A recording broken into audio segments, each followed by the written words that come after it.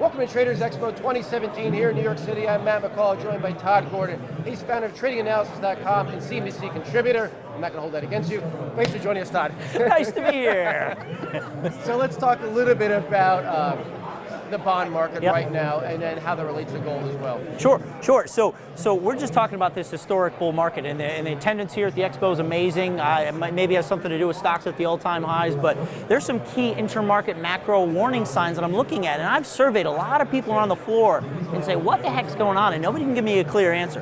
And the question I'm asking is, with stocks at all-time highs, you know, the sentiment is extremely bullish. The fundamentals are strong from a monetary policy point of view, from a fiscal policy point of view. But why are bond markets not through and broken through the late 2016 lows? The low was about December 2016. We're off those lows. Why is the gold market not only off those lows, but it's well off the lows? I'm currently long gold right now. Gold's rallying. The other one is the VIX. Volatility index has been making higher highs here. It made a low, it's made another high or higher high. So that's the other part. And then the dollar's selling off.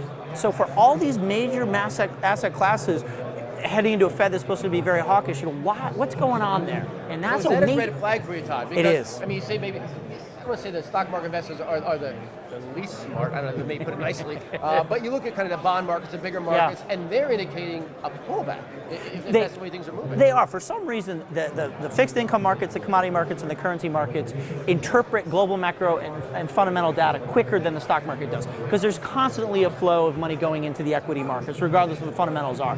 But those markets tend to anticipate events coming up, and we have State of the Union address tonight. I mean, we've got a lot of things coming up. Trump's got a big agenda that he's got to hit, but those markets are starting to kind of set up for a warning sign. So I'm long gold. I'm starting to piece out of my long trades, and when that break in the stock market finally comes, I'm going to get after it. If I'm wrong, so be it. The risk is far smaller than what the potential reward is. So when you say when that break comes, is that what type of pullback do you see in the market to do that? You know, I mean, it could be just a quick 5 or 8%, or we could be in for another 20% drop like we saw in 2011.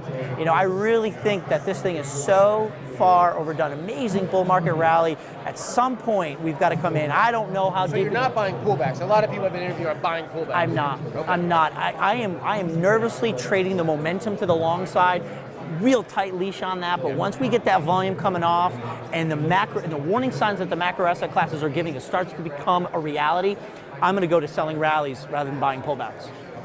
First guy to say that, which I don't know if it scares me or makes me more happy. I'm buying pullbacks. Makes me, you're selling pullbacks. It makes me happy to hear you say that. Well, that means we're swapping trades when the pullback happens. You know that. I respect you. You're a great guy. All right, Todd Gordon, TradingAnalysis.com. Check him out.